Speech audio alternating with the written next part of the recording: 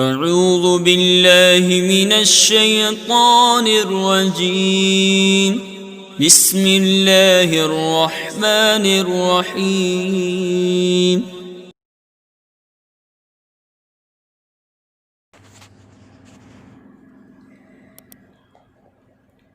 میں محمد خوشنود عالم دارالعلوم غریب نواز پریاگ راج جماعت صابیہ کے بچوں سے مخاطب ہوں اور نخبۃ الفکر کا درس چل رہا۔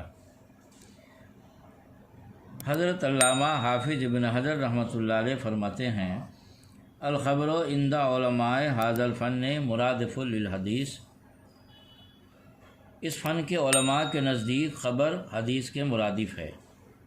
وقیل الحدیث ما جاء عن النبی صلی اللہ علیہ وسلم، اور کہا گیا ہے، یعنی ایک قول یہ ہے کہ حدیث وہ ہے جو نبی اکرم صلی اللہ علیہ وسلم سے منقول ہو۔ ومن ثم قیل لمن یشتغل بالتواریخ وما شاک لها الاخباری، اسی وجہ سے جو تاریخ اور تاریخ کے مشابہ چیزوں میں مشغول ہو اسے اخباری کہتے ہیں، اور وَلِمَنْ يَشْتَغِلُ بِسُنَّةِ النَّبَوِيَّةِ الْمُحَدِّثِ، اور جو سنت نبویہ میں مشغول ہو اسے محدث کہا جاتا ہے۔ یہ عبارت کا ترجمہ ہوا۔ اب عبارت کا مطلب سماعت فرمائیں۔ جمہور علماء اصول کے نزدیک خبر و حدیث دونوں مترادف یعنی ہم معنی ہیں۔ ہاں، بعض علماء فرماتے ہیں دونوں ہم معنی نہیں ہیں، بلکہ جو رسول اکرم صلی اللہ علیہ وسلم سے مروی ہو وہ حدیث ہے، اور جو سرکار دو عالم صلی اللہ علیہ وسلم کے غیر سے منقول ہو وہ خبر ہے۔ ان لوگوں کا کہنا ہے کہ اگر دونوں میں فرق نہ ہوتا تو تاریخ میں مشغول ہونے والے کو مورخ اور حدیث میں مشغول ہونے والے کو محدث نہ کہتے، یعنی الگ الگ نام نہ پڑتا۔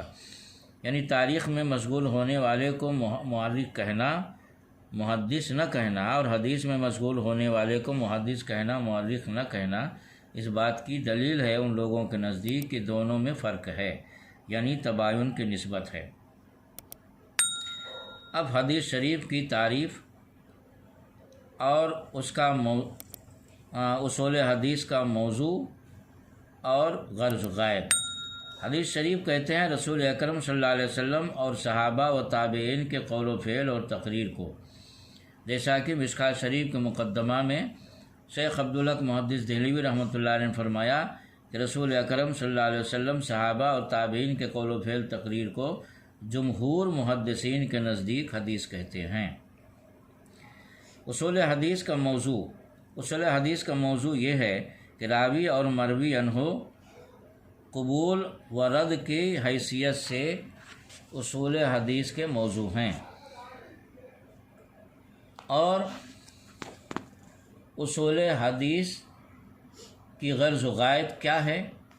تو اصول حدیث کی غرض و غایت یہ ہے کہ راوی و مروی عنہ مقبول ہیں یا مردود، اس میں امتیاز حاصل کرنا، یہ اصول حدیث کی غرض و غایت ہے۔ مرادف کا مطلب، جو عبارت میں لفظ مرادف آیا تو مرادف کا مطلب ہے کہ لفظ مختلف ہو، یعنی لفظ الگ الگ ہو مگر معنی ایک ہو۔ یہاں پر مرادف کا مطلب یہ ہے کہ حدیث و خبر کا مفہوم ایک ہے۔ قیلا کا مطلب ہے کہ یہ دوسرا قول ہے، اس قول کی بنیاد پر حدیث و خبر میں تباین کی نسبت ہوگی۔ اور من ثم کا مطلب ہے حدیث و خبر کے درمیان فرق کی یہ دلیل ہے۔ وما شاک لہا، یعنی جو اس کے مشابہ ہو، یعنی تواریخ کے جیسے مطلق قصص وغیرہ۔ مصنف حدیث شریف کی تعریف کرتے ہوئے فرماتے ہیں، وقیل بینہما عموم خصوص مطلقاً، اور ایک قول یہ ہے کہ خبر اور حدیث کے درمیان عموم خصوص مطلق ہے۔ فکل حدیث خبر من غیر عکس، لہذا ہر حدیث خبر ہوگی اور ہر خبر حدیث نہیں۔ وعبر ہونا بالخبر لیکون اشمل فہو باعتبار وصوله الینا، اور یہاں مصنف نے خبر سے تعبیر کیا تاکہ وہ زیادہ جامع ہو جائے۔ فہو بے اعتبار وصول ہی علینا، تو حدیث ہم تک پہنچنے کے اعتبار سے یا تو اس کے اما ان یکون لہو ترکن ای اسانید و کثیرہ، یا تو اس کی سندیں زیادہ ہوں گی، لأنہ ترکن جمع طریق، کیونکہ طریق کی جمع ہے، وہ فعیل فی الکثرت یجمع علی فعول بضمتین، اور فعیل کی جمع کثرت فعول کے وزن پر آتی ہے، وہ فی القلت علی افعلۃ، اور جمع قلت افعلا کے وزن پر، والمراد بالطرق الاسانید، اور یہاں پر طرق سے مراد اسانید ہیں، والاسناد و حکایت و طریق المتن، اور اسناد کہتے ہیں متن کی سند کے بیان کو، یعنی متن کے سند کو بیان کرنا، والمتن ہوا غایت و ما ینتہی الیہ السند من الکلام، اور متن کہتے ہیں اس کلام کو جہاں پر سند ختم ہونے کے بعد جو کلام شروع ہو۔ اس عبارت کی تشریح یہ ہے کہ حدیث کی تعریف میں تیسرا قول یہ ہے کہ حدیث و خبر کے درمیان عموم خصوص مطلق کی نسبت ہے، اس لیے کہ حدیث صرف اس کو کہیں گے جو حضور صلی اللہ علیہ وسلم سے مروی ہو، خبر عام ہے، اور چونکہ قاعدہ یہ ہے کہ خاص کے ہر فرد پر عام صادق آتا ہے اور عام کے ہر فرد پر خاص صادق نہیں آتا، لہذا یہ تو کہا جا سکتا ہے کہ ہر حدیث خبر ہے، مگر یہ نہیں کہا جا سکتا کہ ہر خبر حدیث ہے۔ وَعُبِّرَ ہونا بالخبر، اس عبارت کا مطلب یہ ہے، اس سے مصنف ایک سوال مقدر کا جواب دینا چاہتے ہیں۔ سوال یہ ہے کہ مصنف نے الخبر عند علماء ھذا الفن کہا اور الحدیث عند علماء ھذا الفن کیوں نہیں کہا؟ جواب کا خلاصہ یہ ہے کہ الخبر عند علماء ھذا الفن اس لیے کہا تاکہ یہ خبر آئندہ آنے والے احکام میں تینوں قول کے اعتبار سے حدیث کو پورے طور پر شامل ہو جائے، یعنی حدیث کی چونکہ جمہور کے اعتبار سے تعریف کچھ کی گئی ہے، بعض لوگوں کے اعتبار تعریف کچھ، لہذا 2-3 تعریفیں ہو گئی ہیں، تو ایسا جملہ بولے جو تینوں تعریف کو شامل ہو جائے۔ قول اول کے اعتبار سے تو شمول ظاہر ہے، اس لیے کہ قول اول کے اعتبار سے خبر و حدیث مترادف ہیں، لہذا جو امور خبر کے لیے جاری ہوں گے وہ حدیث کے لیے بھی جاری ہوں گے، اور قول دوم کی بنیاد پر شمول اس طرح ہے کہ جن امور و شرائط کا اعتبار خبر یعنی حدیث رسول کے علاوہ میں کیا جاتا ہے تو وہ حدیث شریف جس کا تعلق حضور صلی اللہ علیہ وسلم سے ہے اس میں اعتبار کرنا تو بدرجہ اولیٰ ضروری ہوگا۔ اور قول سوم کے اعتبار سے شمولیت اس طور پر ہے کہ ان لوگوں کے نزدیک چونکہ خبر و حدیث کے درمیان عموم خصوص مطلق ہے، جس میں خبر عام اور حدیث خاص ہے، اور قاعدہ ہے کہ جو چیز عام کے لیے ثابت ہوگی، جیسے نامی جسم نامی عام کے لیے ثابت ہے تو حیوان خاص کے لیے ضرور ثابت ہوگی، اور چلنا حیوان عام کے لیے ثابت ہے تو انسان خاص کے لیے ضرور ثابت ہوگا۔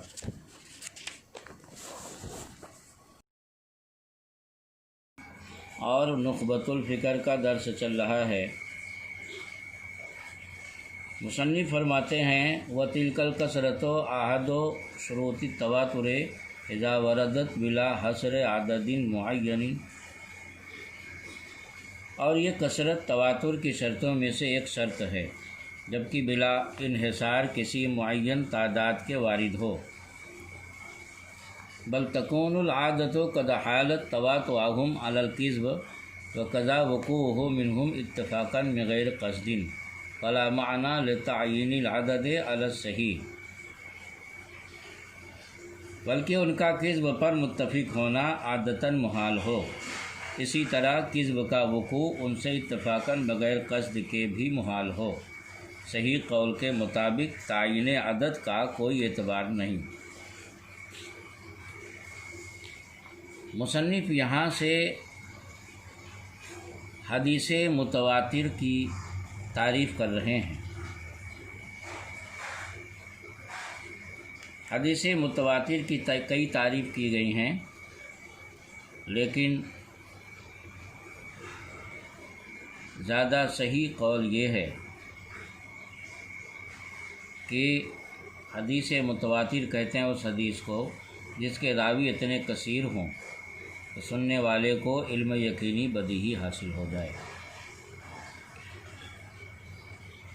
متواتر کے لغوی معنی ہے اشیاء کا وقفہ کے ساتھ لگاتار ہونا، اور اصطلاح میں متواتر وہ حدیث ہے جس کو ابتدا سے لے کر انتہا تک بلا تعین متعدد اسانید سے اتنے راویوں نے روایت کیا ہو جن کا جھوٹ پر اتفاق کرنا اور اتفاقاً ان سے جھوٹ کا صادر ہونا محال ہو۔ متواتر سے حاصل ہونے والا علم یقینی اور بدیہی ہوتا ہے۔ پھر متواتر کی دو قسمیں ہیں، ایک لفظی اور ایک معنوی۔ متواتر لفظی وہ حدیث ہے جس کا لفظ و معنی دونوں متواتر ہوں، جیسے من کذب علیہ متعمدا فلیتبوأ مقعدہ من النار۔ اس حدیث کو 70 سے زائد صحابہ کرام رضوان اللہ تعالی علیہم اجمعین نے نقل کیا ہے، جس میں عشرہ مبشرہ بھی ہیں۔ اور متواتر معنوی وہ حدیث ہے جس کا معنی متواتر ہو نہ کہ لفظ، جیسے دعا میں ہاتھ اٹھانے والی حدیث معنن متواتر ہے۔ مشہور اسم مشہور مفعول کے وزن پر اس کا لفظی معنی شہرت یافتہ، اور اصطلاحاً وہ حدیث ہے جس کے راویوں کی تعداد ہر طبقہ میں 2 سے زائد ہو، یعنی کم سے کم 3، مگر تواتر کی حد تک نہ پہنچے۔ عزیز صفت مشبہ ہے جس کا لفظی معنی ہے قلیل و نادر، اور اصطلاح میں عزیز وہ حدیث ہے جس کے راویوں کی تعداد ہر زمانے میں کم از کم 2 ہو۔ غریب بھی صفت مشبہ ہے جس کے لفظی معنی ہے منفرد ہونا، اور اصطلاح میں غریب وہ حدیث ہے جس کی سند میں کسی جگہ ایک راوی رہ گیا ہو جس کا کوئی شریک نہ ہو۔ تشریح کا ماحصل اور خلاصہ یہ ہے کہ یہاں سے عبارت میں مصنف نے سند کے اعتبار سے حدیث کی 4 قسمیں کی ہیں، جس کا ایک حصہ پڑھ چکے ہیں، بقیہ حصہ آگے آ رہا ہے۔ اور عبارت کا مطلب یہ ہے کہ حدیث کی 4 قسمیں ہیں، متواتر، مشہور، عزیز اور غریب۔ چونکہ حدیث کی صحت و عدم صحت کا دار و مدار سند ہی پر ہوا کرتا ہے، لہذا سند کو ایک بنیادی حیثیت حاصل ہوئی، اس لیے مصنف علیہ الرحمٰن نے خبر و حدیث کی تعریف کی تحقیق کے بعد سند کو زیر بحث لائے۔ اور حدیث کی سند کے اعتبار سے 4 قسمیں، متواتر، مشہور، عزیز اور غریب۔ میں نے متواتر، مشہور، عزیز اور غریب چاروں کی تعریف بتا دی۔ متواتر کی لفظی اور معنوی کے اعتبار سے 2 قسمیں ہیں، اس کی بھی تفصیل بتا دی۔ مزید تفصیل ان چاروں کی آگے آ رہی ہے۔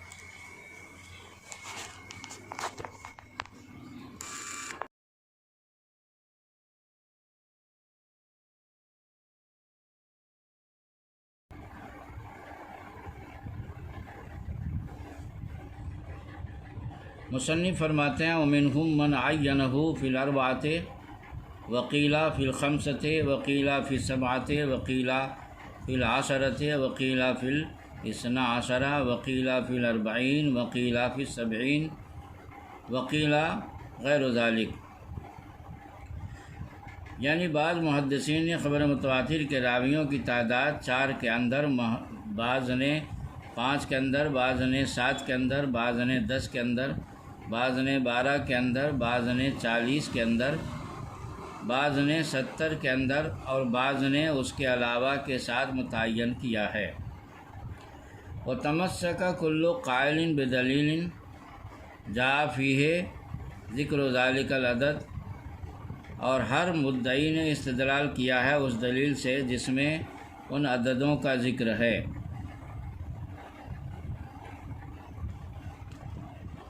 فافاد العلم وليس بلازم ان يطرد في غيره لاحتمال الاختصاص، اور یہ عدد یقین کا فائدہ دیتی ہے اور لازم نہیں کہ یہ اپنے غیر میں بھی متحقق ہو اختصاص کے احتمال کے سبب۔ اب اس عبارت کی تشریح اور توضیح ملاحظہ فرمائیں۔ مصنف فرمانا چاہتے ہیں کہ راویوں کا کثیر ہونا خبر متواتر کی شرطوں میں سے ایک شرط ہے۔ اب راوی کتنے کثیر ہوں اس میں علماء مختلف ہیں۔ جمہور محدثین اس بات کے قائل ہیں کہ جتنے راویوں سے علم یقینی حاصل ہو جائے متواتر ہے، یہ ضابطہ خبر متواتر کے معیار کا ہے، اور بعض علماء فرماتے ہیں کہ خبر متواتر کے لیے 4 راوی ہونا چاہیے۔ اس گروہ کا مقیس علیہ شہدائے زنا ہیں، جس کا مطلب یہ ہے کہ حدود میں ظنیات معتبر نہیں، یعنی دلیل ظنی سے حد قائم نہیں ہوتی، مگر 4 عادل گواہ سے حد زنا قائم ہو جاتی ہے، تو 4 کی تعداد مفید علم یقینی ہے۔